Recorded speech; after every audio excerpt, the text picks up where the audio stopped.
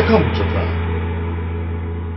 Hello and welcome again to another edition of Why Come Japan. I'm your host, Mr. Radrey. I'm on part of the show where I talk to usually white people, not always white people, sometimes, I guess, foreign creatives that have something to do with Japan that I usually crowbar in. And today I'm joined by the Andysan. Hey, how's it going, guys? How y'all doing tonight? And today, first I got to ask, why are you a san and not a sama or a senpai? Well, that all started because I got the whole Andysan name because when I was hanging out with my friend Jake, he watched like a lot of kung fu movies and stuff as a kid, and he would always just say like, you know, badly dubbed like Chinese stuff like Andysan of the not so eastern wind. Ooh, you must fight me today. And so I just kind of, took it from there, and you know, I got on the interwebs pretty early, so I was able to snag the name. Really? So the Andysan, you've had that name for how long? Fuck, I think my first usage of it was back in probably 2004, 2005. Oh, yeah, that's quite some time ago. That was like the original incarnation of YouTube. So Yeah. like you're like one of the first. That was pre-YouTube, dude. Wait, so you're using that screen name even before? Fucking YouTube. I used it for like forums and stuff like that. Okay, I guess I should set you up a little bit. Andysan is a vlogger. He's former Navy. What's the title? Navy dude. Navy. U.S.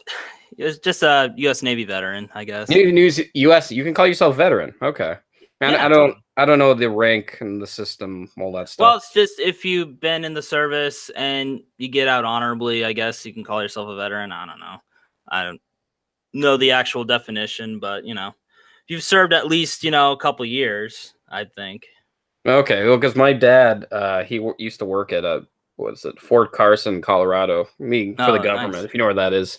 Yeah. Military base, and yeah, you'd think I'd know all these terms, but I don't. I don't know any of them. Right on. So going back to this whole san thing. So this was like a screen name that you used for, what was the original place where you used this before YouTube? Obviously, there's somewhere you use it, like Newgrounds or something. I think I might have used just Andysan on Newgrounds. I don't remember, but I do remember my first usage of it for Andysan was on this message board for a video game cover band called the Mini Bosses. I don't know if you remember them. No, I don't even know what that is. Yeah, right. Well, throw it in your Google machine and you'll come up with some pretty tasty tunes. So that was my first usage of it. And then later, as I started doing some more stuff on the inner butts, I just adopted the name. And originally, Andysan was taken, so I had to change it to the Andysan. So, you know. So you couldn't be the Facebook. Yeah, right? Damn you, Mark. Yeah. Damn you, Mark Zuckerberg. Well, did you try to get Andysan for YouTube when you were trying to do that? Well, I did. That's kind of a long story in and of itself. So my original channel was youtube.com/Andysan, and I made the channel I'm on right now, youtube.com/TheAndysan, as a backup channel or like a secondary channel where I just throw up whatever else. But my primary channel didn't get approved for AdSense, but my then secondary channel did. So that's why I made the big switch over to that channel. Switcheroo. Yeah, that one never gets old. Well, I mean, I always find these. I guess this is always the first question I always ask every guest. Is just like, what's the deal with your name? You know, because I mean, I could say like the deal with my name is, well, I first started out with Red Expo. Don't ask me the fuck why. I mean, it was just something I thought was cool at the time. Do you ever like feel like, oh man, why did I choose that name? Or are you 100% proud of that name, the Andysan? It's a lot better than some of my my previous names, but I wanted something without numbers in it. Yeah, I felt that was a little too cliche, and I wanted something that was very short and easy to remember. You know, like Andy and San. Some people pronounce it San, but as long as they get the general how it's spelled, I'm good. That's cool. Yeah, well, it wasn't until I moved on to Radrey. I only used that name because of the whole R and L conversion, because that's Yeah. Radley's my real name. Maybe you didn't know that. And opened that freaking YouTube account a long ass time ago. The funniest one, it's not like TQ Sam. TQ Sam is like, because he always told the story that because of the missing O was just a spelling mistake. I don't know if that's true. I'm not. No, he said it was to honor his one friend. I think his name is Kyo or something like that. Oh, that's right. He just kind of put that in there. Okay. All right. Now, the funniest one by far is Eric Surf 6's one. Oh, yeah? Because it sounds like something written by, like, I don't know, either like somebody who's, I don't know, an adolescent or somebody who's like pushing 60 or 70 and they're just using the internet for the first time. Yeah, right? You know the story, right? Did you watch the interview? Yeah, well, I watched parts of it, but go ahead and fill in the audience. Well, he only put the 6 in there because it was the same thing in his password. So, oh yeah, okay. I figured it's because he had like 6 members of his family. No, it wasn't that something smart. Like that. Yeah, so that was pretty funny. Yeah, right. Hey, Ninjaroo and Higo Simon, thanks for joining the chat. Just thought I'd shout your names out just real quickly here. Yeah, appreciate the company. Yeah, I feel a little less lonely now. No, that's not true. I'm always lonely. All right, so we were talking before we pushed the start button. Yeah, so we were talking about Tokyocooney. Mm-hmm. He's the guest coming up after yours. Not to steal your thunder or anything. That's okay. We were talking. Dude's a legend. So to go on before him, like I'm honestly humbled. Like, can I go on a little Cooney bit here? Yeah. So this is Why Come Japan, where you talk about nothing. About Japan. It's Japan related. It works. But anyway, when I was starting up on YouTube, two of the creators that I watched the most on a regular basis were Tokyocooney and the late Roger Swan, because they put out videos usually weekly. Sometimes Cooney would make you wait a little bit, but it was always worth the wait. And if it weren't for those guys, man, I wouldn't have even started making my own videos, and I wouldn't have. Let me ask you this: who did you find first? I found Cooney first, and then it was through his big shout out video that he did, like Other Perspectives or something like that. He listed off a whole bunch of like old school names like Discount Sausage. He listed off Roger. He listed off TQ Sam. He might have listed you off. I'm not sure. Well, that was like mostly 2009. Yeah. Yeah, it's been a hot minute. So just throw it in your Google machine and just kind of have a look. You just found him by like typing in Google like cool things. Japan. Cooney? Yeah. I think it might have been something like that. I think I was just looking for Japan related videos because, I always love the country, super weeb. And I've told this story before on some of my other videos, but how I got interested in Japan was my cousins, who I was, extremely close with. They're like a second family to me. They served in the Navy as well. And in the early to mid 90s, they were stationed out in Yokosuka, Japan. My one cousin, he retired as a senior chief, so he was an E8. He served on board USS Mobile Bay, which is a cruiser. And he was out there for a number of years. And, this was back in the early 90s, so it's not like you can hop on now and watch people like, in real time streaming their various antics around Japan. Like, the only thing that I had Japan related were stuff I could find in books, encyclopedias, and just whatever little trinkets. Yeah, and whatever little trinkets they would send me from Japan. So I remember one time my cousin sent me like a little thing with a bunch of the Japanese coins, and it would say like, this is 50 yen. It's worth like 50 cents in America, because it was the early 90s and the bubble hadn't burst yet. So I remember distinctly one was they sent me a little Lego toy boat, but the thing was they bought it out in town. So, with like little Lego sets, they would come like with a little pamphlet for instructions on how to build the thing, and promotions for other sets like the Pirates and Forests and Space and all that kind of crap. But the thing was, it was written entirely in Japanese. So I was just like, this is so cool. And, you never see something like that in Midwestern America at the time. So I just remember holding on to it and just kind of looking at it like, this is rad, dude. And Wait, this is just, it's just like some only, right? In the flesh, no. Yeah. Wait. So wait a minute. There's a Lego piece that was in Japanese? Well, it was like a little, if you go to the store, you buy like a little minifig or just like a little Lego set. It would come with pamphlets, and one would be like instructions on how to build the set, and others would be like a little promotional insert for like, buy the space set, buy the forest set, buy the pirate set, all that kind of crap. But all the written stuff was in Japanese. So I just thought it was like really cool to look at something that was familiar to me, buying Lego sets, but it was in a completely different language. And just like, kind of like Pokemon cards. Do you remember that? I mean, Jesus but I mean, like Pokemon come from Japan, so I kind of expect that. So Lego it's not an American company, it's a Danish company, I think. But still, it is a Danish company. Yeah. Lego means to kill or something. to play. No, to play. Is it to play? Okay. Yeah, that is. It's rough translation of that, but yeah.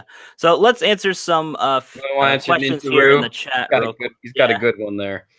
Ninja, you want me to? I'll let you answer it first. Ninjaru88 says, Andy, when you were in the Navy, did you sing in the Navy like the village people? Not like the village people, but I mean, I was stationed out in Yokosuka, so we'd hit the karaoke bars, sing a lot of really drunk songs. We'd sing like friggin' Tiny Dancer by Elton John for some reason.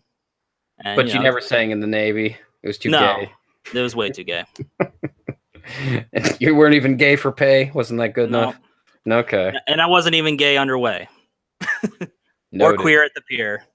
Got it. All right. Eco Simon follows up with, and also follow-up question: have you ever stayed in the YMCA? And did you ever get to talk to all the boys? All the boys? No. Actually, funny.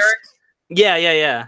But funny story. My first job was at a not a YMCA, but at a recreational facility in my little corner of Ohio. And so I guess I would end up seeing all the boys, although I didn't want to see all the boys. Okay. It was mostly old men, and they were like, "Hey, Sonny, how's it hanging today?" Getting back to I want to talk more about that Pokemon thing. Okay. Look, so you collected Pokemon back when it was a thing, right? Oh yeah, totally. Not. I didn't really get into the trading card game as much. That was more kind of my friend's thing. But like when Pokemon came out, man, I was like super all about that. In fact, that was one of my first like kind of forays into anime. Like I've watched anime before, but I didn't really know it was from Japan or anything like that. I'd watch like Power Rangers and Samurai Pizza Cats and Ronin Warriors, and I thought, this is some cool shit, But I thought it was made like about Japan, not in Japan. So it wasn't until much later when I finally got access to the internet. I'm like, whoa, Power Rangers is called Ranger in Japan. Yeah, I know. I had no idea about that either. They had like decades of series before this one. I'm like, dude, this shit blows my mind. They were doing Power Rangers since like 76 or something like that. Yeah, I didn't find that out until like I actually came to Japan. There's a few things I never knew about until I came to Japan. One of them was I had no idea who the fuck Doraemon was. I had no idea who that was. Oh yeah, me neither. I never knew anything about. Yeah, I didn't know that Dragon Ball Z because like I used to hate watching that show because every single time. No, I love the show. Don't get me wrong. I like Dragon Ball Z. I used to hate watching it because every other episode was like a setup episode. Come on, something happened, And then I didn't figure it out till later that was intentional filler, like that they only made a new episode every month, so I didn't figure that out until coming here. And there's that, and then there's also the Power Rangers stuff. That I didn't realize that it was what was it? It was like Fox Kids or something. Yeah, Fox Kids. They took a bunch of like no. You're thinking of Saban. Saban Entertainment was the one that took a lot of the Sentai and the what's it called, like Tonkatsu. Help me out here, Rad. I have no idea what you're talking about. Like Tokusatsu? Like the fighter type shows for kids. Oh, Sentai. Yeah, like Sentai and Super stuff like that. Sentai. And then they made it into shows. Like they did that for Power Rangers. And when it was kind of either at its peak or kind of sort of starting to decline, they started adding more stuff like they kind of like cut and paste a lot of stuff from a lot of the Metal Fighter series to make stuff like Big Bad Beetleborgs. I don't know if you remember that, or I do VR remember that Troopers. show. The guy with the one where they had Jay Leno is like Yeah, well, this Jay it Leno, wasn't Jay Leno, but this the guy looked broke fucking ass. like Jay Yeah, Leno. yeah, Jay Leno's long lost cousin. Big Bad Beetleborgs. Is that also Japanese? Yeah, the fighting footage is from Japan, but they would do like the non-suit stuff in America. I wonder if that was really cheap for them. Like, oh, absolutely, dude. That's the reason they did Power Rangers, is because they could film like part of it in America, and then they would do the fighting scenes and stuff from Zyuranger. Juru Sentai, Zyuranger. Oh man, I bought when that box set came out, because they actually released Zyuranger in the States, and I did like an unboxing of it and everything. I watched it. It was just like so awesome, man. To kind of see, you can kind of see like, okay, they used this scene for this episode of Power Rangers, and just to see like how different, the Green Ranger arc especially was like way different. And the Zords and stuff were like, wow, this goes deep. Animal, yeah, it does, dude. Like I never got Animal into the Guardians. Show. I really didn't. Yeah, I got to pull out something here from the chat. I mean, sorry to cut you off. I mean, that's cool. Simon says Fox Kids sounds like a lot of elementary school kids with MAGA hats. Nah, man, this is no. I know. For our international listeners, or anybody who didn't grow up in America during the '90s, early '90s, the Fox network before it turned into Fox News, Fair and Balanced, because everybody knows that's true. They had the show Saturday morning cartoons for kids, and they were great. Yeah, and they had afternoon ones too during the week. And they had a great run too for like for like years or something. Oh no, it was longer than that, dude. It was at least like 10, closing in on 15 before they actually like gave it up. 10 or 15. I mean, then they branched out to like the WB, and like other stations started copying it. You had ABC Cartoon Saturday Network morning. And oh yeah, ABC Saturday morning. It was when Cartoon Network started coming out, and then Nickelodeon started making a bigger push. That's when. That's right. And that's when they had line of broadcast shows. Remember that show Doug? That's not when they got Doug for what was it? ABC. That was Nick. Oh, you're talking about Disney's Doug. Yeah, no, they had the original Doug, and then they had Disney's Doug, where they changed all the voices and they updated all the characters. Yeah, that shit was dumb. I liked like the friggin' bully became a millionaire, and it lost a lot of its charm. To me, Billy West is true Doug. Wait, they changed Billy West? How could you change Billy West? That's not Billy West voicing Disney's Doug. That's somebody else. Wow, I didn't know that. Guess I gotta look on the IMDb. Guess I gotta see who that is now. Yeah. Throw it in your Google machine. Higo Simon has a good point here. I imagine the new series of Fox Kids Rangers now on patrol the border. Could you imagine a Power Rangers series like that? Too soon. We gotta stop the Mexazords. No, that cost too much money. They only got that show because it was cheap. And like the main villain would be like, "Adios mío, mi cabeza, mi cabeza." Oh man, this show's gonna get banned. I'm sorry, Red. Well, you're pretty good. You're pretty good at that. Is that what Backing America does? Get you back in your Mexican accents. Oh yeah. Let's see, who is it? I'm looking up on IMDb now. Okay. Thomas McHugh. Who's that? Exactly. He doesn't even have a picture on IMDb. It's pretty bad. He was in Law and Order and some movie called Mad Dog Cole. Welcome to Why Come Japan, where we read IMDb. That's right. All right. Okay, this conversation really segued in a weird area. We were talking about Tokyocooney, and you're saying that you're happy about what is it? Being the preamble to his show, I guess.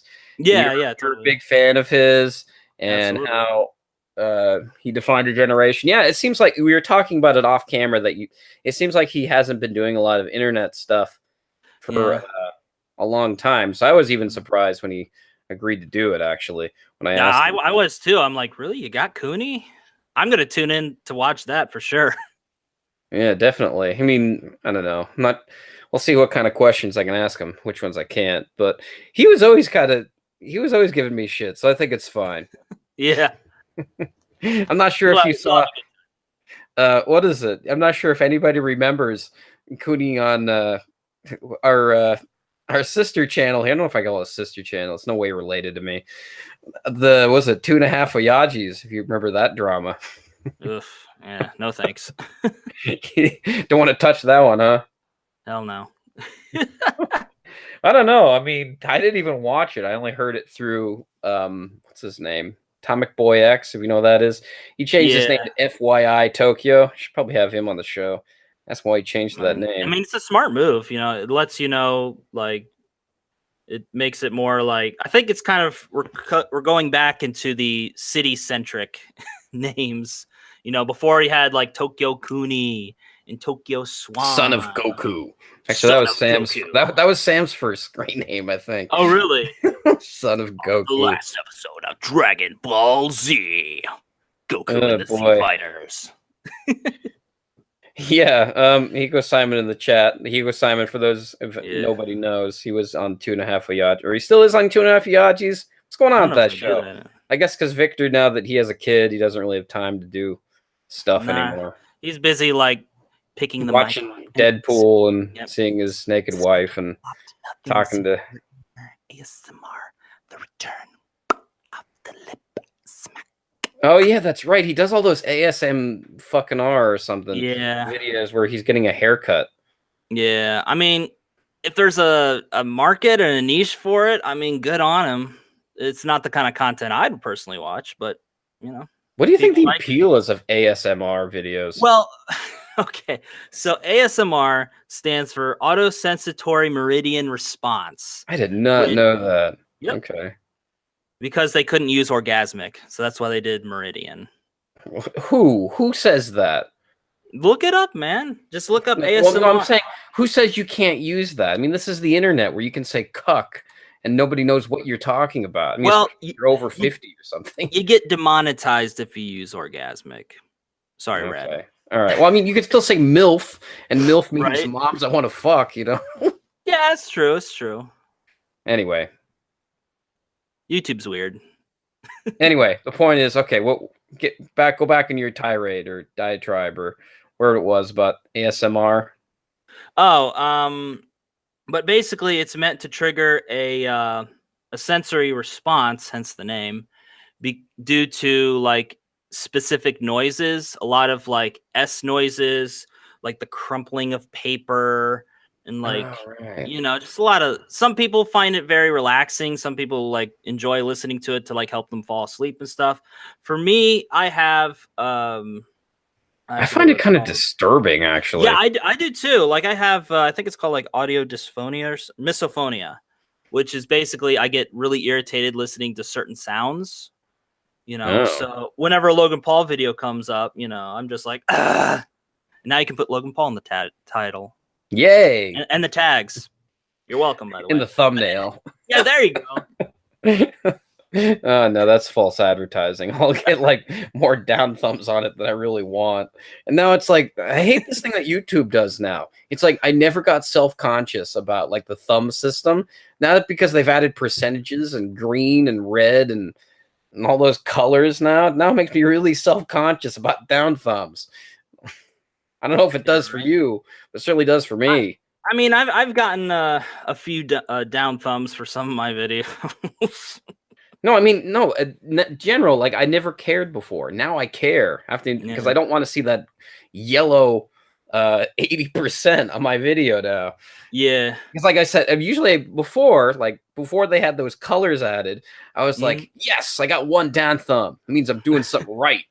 Right? Yeah, now it's like, everybody go hit the like button. Go slam that like button. What are you doing? Go slam that like button. Yeah, but it doesn't actually really do anything for you know, promoting your video or anything like that. If anything, it's just kind of a metric for you to use to be like, okay, this video sucked dick. I'm gonna try better next time. This video did pretty all right. Okay. Higo Simon says, first rule of the internet, you must not care. Yeah. I agree. But the way I see it, if you do anything in any kind of wide public forum, there's going to be people that hate it. You know, you're going to have people that are, you know, going to throw out, oh, you're fat and gross, kill yourself, what a faggot, or whatever, you know, and just they use that stuff like that. Yeah, they do use that voice. They actually sound like that in real life. So, like, who's the real winner here, right? Here's something funny. So, like, I've been playing lots of games recently, right? Like, I've been playing, like, Five Nights at Freddy's and, like, the new one that just came out and Cuphead and all that stuff. I was going to say, you're kind of hopping on the FNAF train a little late there, Rad. Oh, no, I played that a little while ago. Okay. The newest one that came out. Oh, right. Ultimate Custom Night or something, what it's called. And I'm getting all these kids joining the stream. They're like, hey, you got a Discord? You know? and, like, hooking up. Rad. And, like, Rad, you got a Discord?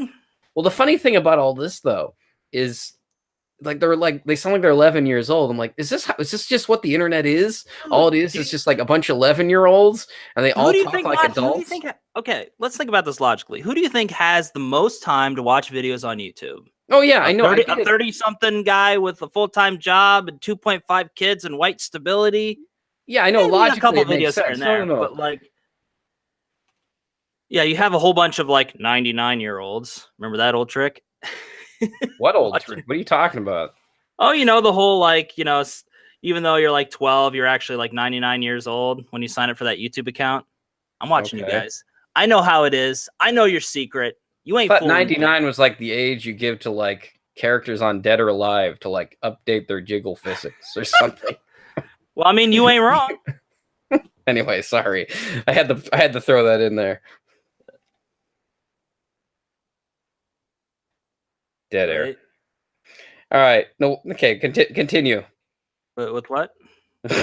You lose your train of thought. Well, we were going over like so many different things.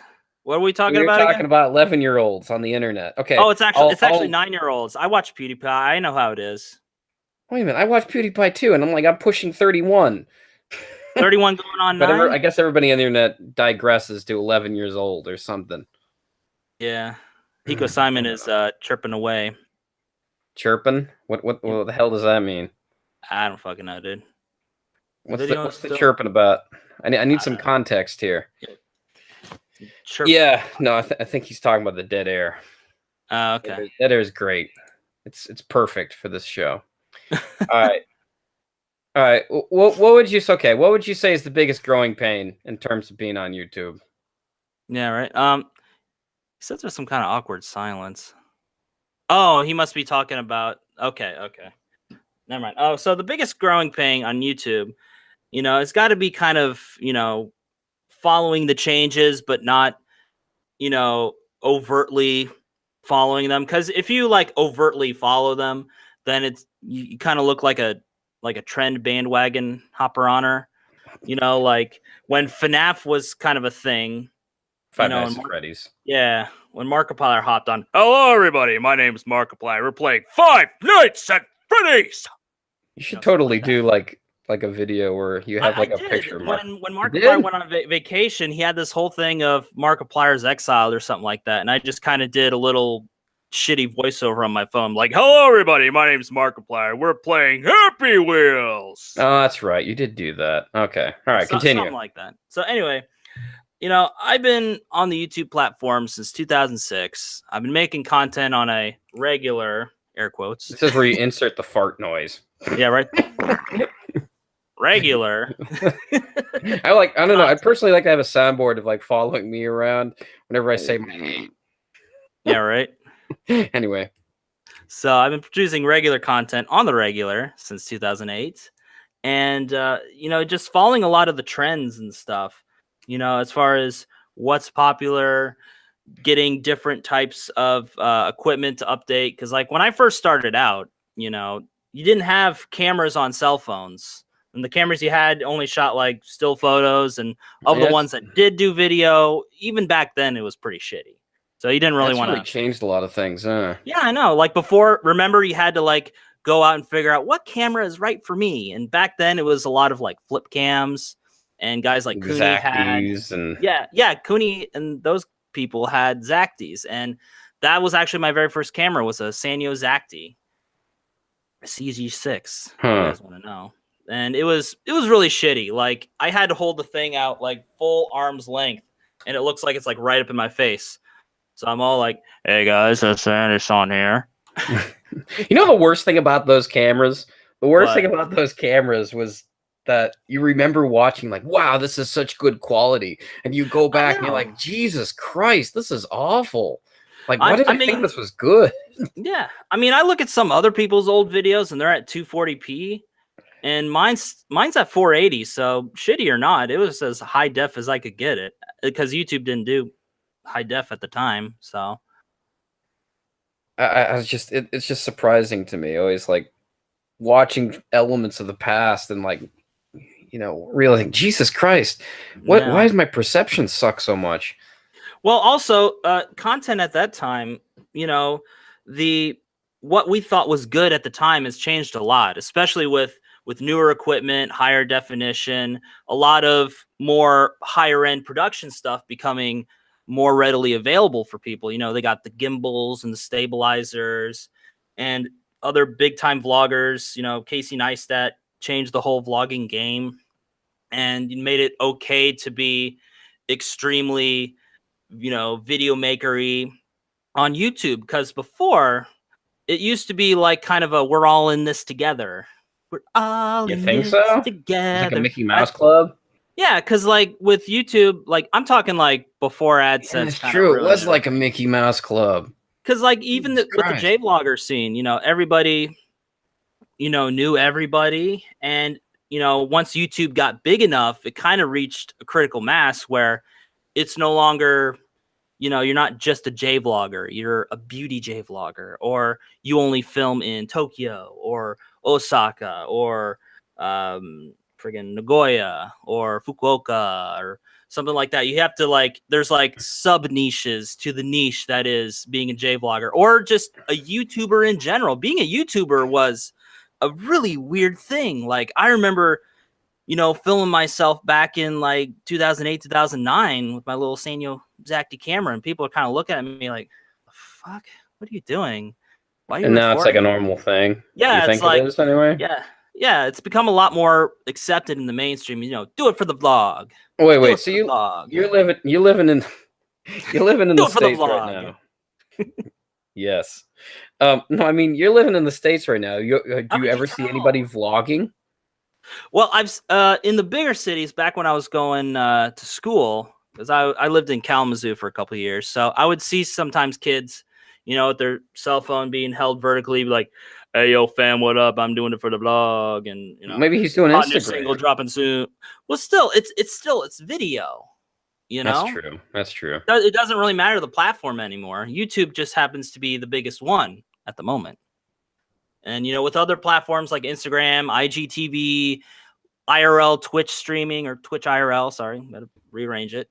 You know, with those gaining a lot of prominence, and even Facebook video. Facebook is really making a big push for video. Man.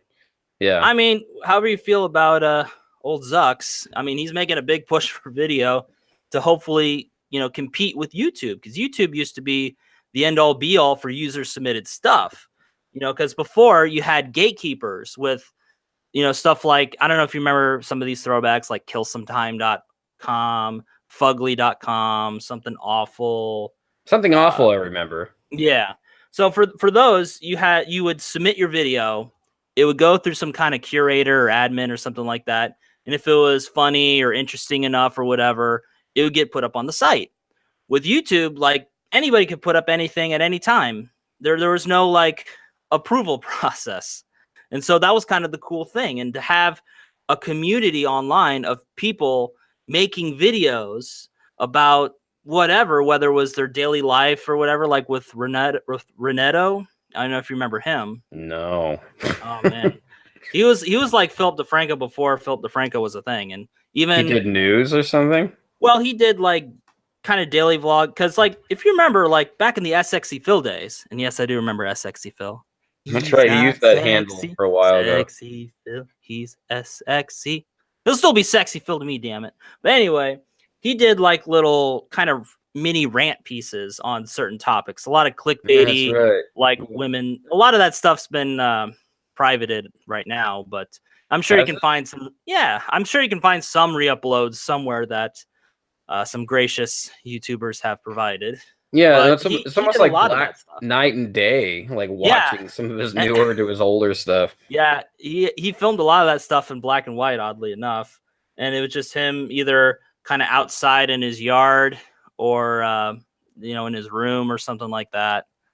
And yeah, I mean, and I agree with what Hiko's saying. He got trolled badly for it, but everyone that makes money on YouTube owes that to him because he was one of the first ones that actually created a business out of YouTube. Because before it was just a bunch of Yeah, people just for some putting up context, videos.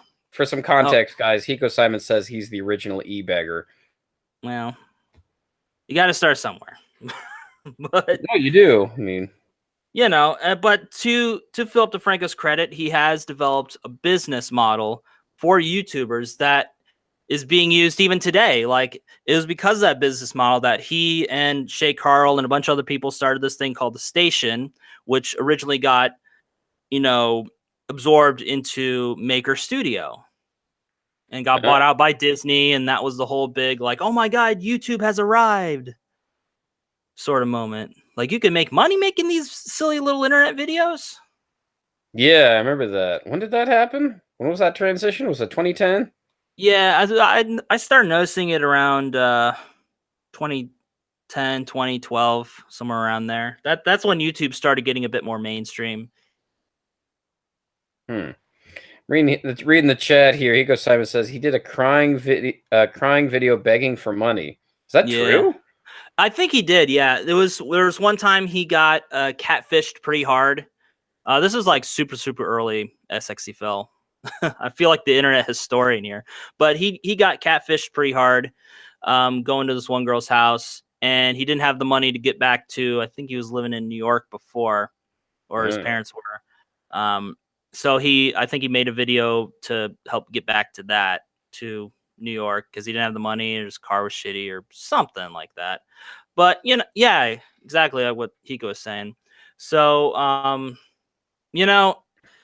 it did kind of start the whole monetization thing because that's when Google bought out YouTube. But before that, Google bought out AdSense because AdSense was its own separate company before Google even got involved. Right. So I remember that.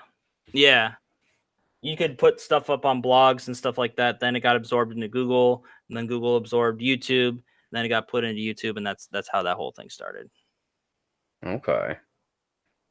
Good to know, I guess. I mean, Yeah. the only time I actually I heard anything about sxephil was when like he shouted at Hanaminx, and then Hanaminx became a thing, and then disappeared. That's why I need to get on the show. Maybe I can track her down. Oh man, if you could get her on the show, dude, that would be awesome. Probably not. I doubt anybody remembers her at this point. Well, still, if anything, it would be a nice little "Where Are They Now" sort of piece. That's true. Because last I heard, she became a mom and is happy living her. Really? That I didn't know.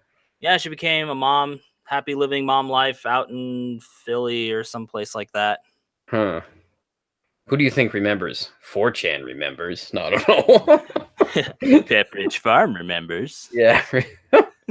Wait, this isn't Hanaminx? No. Come on. I mean, I would have put boobs in the thumbnail if this was Hanaminx. Yeah. Minasan, konnichiwa. I might be able to track her down. I don't know. I mean, it might be a little difficult, but we'll see. Where'd you hear that she became a mom? It was on her Facebook fan page, I think, at the time. Her manager. Good for her. Yeah, totally. It's good that she has a normal life. That's all. Yeah.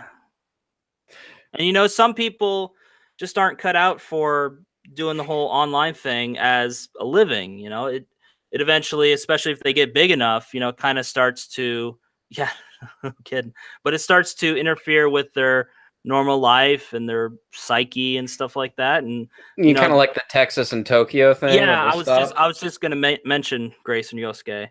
But for their particular reason, they wanted to start a family and didn't want to expose their child without their permission, before they knew what that all meant. They didn't want their kid to have like second generation fandom and all this kind of stuff. They wanted their kid to live a normal life. And Right. Yeah, I completely respect that, you know, because I love those guys to pieces. I'm friends with them, but Yeah, they even drew your logo. they did. They drew my little edited by the Andysan logo. That was I got that from their first book because Grace did a thing where if It's a Kickstarter thing, right? yeah, it was on Kickstarter. So one of the reward tiers was she would draw like a little picture of you as long as you send in a reference image and just kind of an idea of what you'd want from it. She would draw it on Yeah, I remember this. the first page inside the Mhm. cover. And I just kind of copied that and put it up there. So If you had to predict the next movement in terms of YouTube, what do you think it is? I think that if they're smart, which, track record shows maybe not so much, but that's just my own opinion. I believe that their next move is they're going to push for more original YouTube. Well, it used to be YouTube Red, now it's YouTube Premium. So I think they're going to make a bigger push for YouTube Premium, make higher quality series, kind of do like what Netflix and what Amazon Video is doing. Just actually give a shit and make sure that these people are putting out a quality show. And there's a lot of big filmmakers out in Japan that if you give them some money, they could really put together a good series. So I think that YouTube needs that big series like a Stranger Things or Orange is the New Black or House of Cards, pre-Kevin Spacey controversy, but just something big to really sell the platform. And I think that's when people are going to start getting the whole, now I understand YouTube Premium, because right now YouTube Premium is just kind of this whole like, well, why would I pay for something if I can get it for free? They just don't fucking get that. It's like, well, I have ad blocks, so why would I pay for YouTube Premium? I guess the future is always simple because money. Yeah. Well, I mean, that's always the answer for everything. Well, yes and no. So the reason that I have YouTube Premium is because I want to help support creators, and I watch a lot of YouTube creators. So it's going to be way more costly for me to, even if I just pay $1 to each of their Patreons, I'm going to be spending like hundreds of dollars a month, and I don't have that kind of cash. So for just like, I think it's $10-12 a month, however it shakes out in your country, for just that much a month, the creators get a better cut of that revenue than they would if I were to just watch their videos normally with ads, even if I clicked on the ads. So that's my whole sell for YouTube Premium, is that it helps support creators. And the sad thing is that it's not available in as many countries as it should be. They are pushing into bigger countries, and I really hope that they get to Japan soon. They got to South Korea, if that's any indication of hope. Wait, but YouTube Premium? Is that what you're talking about? Yep. Yeah. It used to be YouTube Red, but then they split it into YouTube Music and YouTube Premium, and Wait, it's not same YouTube name, Red different anymore? Okay, I didn't know that. I guess I'm not keeping up with this stuff. Yeah. It's probably keep on the pulse. Yeah, totally. What did you say? To keep up with Logan Paul's? No, well, if he's the pulse. Oh, pulse. Okay. All right. Yeah. Which, I mean, sometimes the Pauls are the pulse. So yeah, there you go. You gotta end up like Scarce. Yeah. Hey, what's up, guys? It's Scarce here, and today we're gonna be talking about Logan Paul. You know him, you love him. All right. So something I really wanted to ask. It seems like a lot of your videos are clocking in at like 1,000 views per video. Yeah. I gotta ask, what's your secret?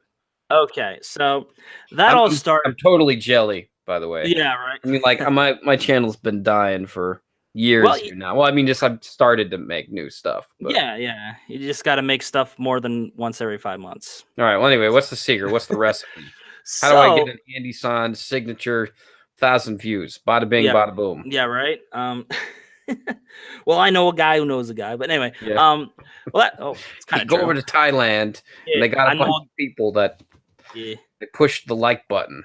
Yeah. It's called a buy me like bar instead of buy me drink.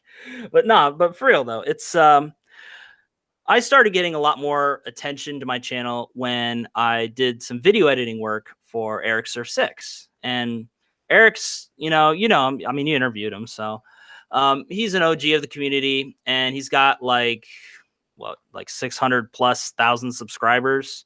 So like just 1,000 people watching my videos is just so you got the Eric Surf 6 bump.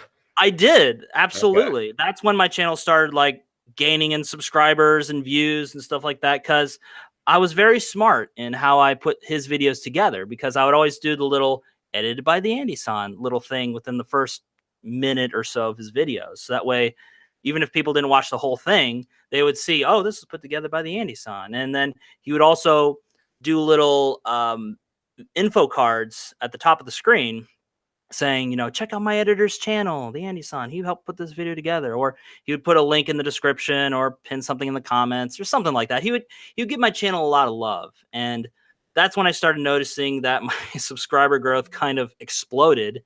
And at that time, I was doing a lot of editing, and I still am, but not as much as I was back then, because I was working for Eric Surf 6, working for TKO Sam, putting out tons and tons of videos for him. And I was also working for Brian of Ramen Adventures as well. So between editing for those guy I should have on the show, Ramen Adventures. Absolutely. Brian is an awesome guy. And I'm not just saying that because he pays me. But for real though, that's the reason why I've done this show. It's like I was originally, I'm like, man, I'm not gonna find anybody. I can only think of like 10 people, and then I take a shower, and then I'm like, oh yeah, I'd like to talk to that guy. I'd like to interview him. Yeah, totally. And then I write it down, and then I have like over 50 people on the list. You know? Yeah, I mean, and that's more content for you to put out. So, you know, got to put shit out on the regular, boy. All right. Okay, so the simple answer is the Colbert bump. The Air Surf 6 bump. Jesus. Yeah, if I got a Colbert bump, holy shit. Yeah, no. That's flying on jets and like. Yeah, no, I was only going to do this interview for an hour, but I mean, yeah. Is there anything else you want to say before we go? I just want to thank the people that have subscribed to my channel. You know, despite me being very inconsistent with uploading schedules, because that's kind of the big thing. You know, that's what YouTube wants from you, right? Yeah, exactly. That's what the algorithm wants. You know, they want scheduled, preferably daily content that's high quality. And it's like, you know, if you're just a one-man band, you can only do that for so long before it starts to really wear on your mental health. And a lot of YouTubers are coming out with these, you know, mental health videos of, I've been grinding on YouTube for like 5 years, making videos every day, and it's driving me fucking crazy. And she took the house and my kids, and I'm living on the street, but I got to get that last video in, bro. So smash that like button so I can get a fucking Capri Sun for dinner tonight, homeboy. You know? Really? Who do you watch? I don't think I've watched anybody say that. I mean, I watch a lot of YouTubers. Okay. Just put that out there. A lot of them are e-begging. You know, you got to make that bread. You got to make that bread. Yeah, you do. That's for sure. I guess that all goes down to formatting, right? Yeah, exactly. I mean, like some people, it's not just all e-begging. You know, there's some reciprocation to that. You know, and that's kind of what the whole Patreon thing, because they have like different reward tiers and things like that. So for some people, they may do like a little shout out or something, or depending on the reward tier, they may do like a little 30-minute Skype session with you to talk about whatever Patreon stuff. Yeah. And then, you know, YouTube's kind of doing that thing too with its sponsorship. That's only for a certain amount of channels. I think you have to have like you have X amount of views or X amount of followers, right? Yeah, I think it's something you got to apply for. But even still, like you also got Super Chat too. Yeah. You know, hashtag Super Chat party. Mm-hmm. But you know, there's different ways to support people, and also YouTubers can, you know, make and sell products too. Like I watch a lot of video editing channels, like my boy Justin Odisio. He lives out in Detroit, Michigan, so we kind of bonded over that. Hi everyone, my name's Justin Odisio, and in today's video, he's got like a really like soothing voice, and it's just really nice to listen to someone like him. And I also watch someone who's a bit more ASMR. Yeah, totally. You know, and I'd watch someone like him, or someone who's a little more, you know, intense, like Tut Vids. Hey, what's going on, my guy? Hey, what's going on, guys? My name is Nathaniel Dotson. In today's video, we're going to learn how to do this in Adobe Premiere Pro. And then it goes to the intro and all that kind of shit. So, you know, I watch a lot of their stuff and learn a couple things. So you always got to be learning, dude. Always be learning. All right. I think we'll end on that note. Okay. All right. let's see here. Yeah, so this has been a live recording on YouTube of me and the Andysan. For those of you who don't know, I mean, those of you who are listening on iTunes, you didn't know this show is later put on iTunes. Yes, I'm a little behind in the schedule right now. The show is on iTunes, so if you want to go down and give us 5 stars and then tell us how our show sucks, that's fine, as long as you put the 5 stars. Or you can tell us about who you want to have next on the show, or who you want me to put on the show next after you give us 5 stars, because you know that's all the people look at. If you want to put 4, you want to be 3, that's fine too, because they say like the reviews on Amazon, whenever you want to really know something about a product, you don't look at the 1-star review and you don't look at the 5-star review. You look at the 3 or the 4 or the 2. Sometimes the 2. Sometimes the 2 is honest. Sometimes it's not. Yeah. But the 3 and the 4, that's where it's at. That's right. Yeah. So you can follow the Andysan at the Andysan, or what? How do you want people to follow you? What do they want? Just YouTube? What do you want? Well, I mean, if you just look up the Andysan, you can pretty much find me anywhere. It's my Twitter handle, it's my Instagram handle, it's my YouTube handle. I'm even on. Well, you know. What do you do? Snapchat? I don't do Snapchat. Not as often as I used to. I kind of tried it out for a little bit. I mostly just use it to like get, stay in touch with friends and stuff. So it's kind of become like kind of a Facebook Lite for me. I was talking to ALT Insider Podcast, James, if you know who that is. Yeah, I know who James is. And he was telling me, you need to put your podcast on Stitcher. You need to do full disclosure. I'm like, God damn it. There's so much goddamn work to do with this stuff. Yeah, man. Yeah, so, okay. You can follow me in Radrey. All the links are in the video description. Yeah, I got to go through this. Do the saying. What is it? The outro. There we go. The call to action. The call to action. There you go. I've been reading enough books. How to do YouTube. How to become a YouTuber in 7 days. Yeah, right. Or in 24 seconds. Yeah. Anyway, just push a button on your phone. The end. Yeah. Oh man, I watched an old video by Stamper. He's an animator on Newgrounds called "How to Be a Famous YouTube Vlogger." Vlogger. It's like vagina monologues or something. Yeah, it was old school shit back when vloggers were called V-bloggers. Yeah. Oh, did I tell people to hit the like button, subscribe, join Send a few friends to the party, follow us on Tinder. Yes. I don't know. Swiping left is the good one, right? Find us on adultfriendfinder.com. Ask for Ken. Also, JewishSingles.org. All right. My finger's on the stop button. All right. See you next time, guys. Peace out. Bye. Bye.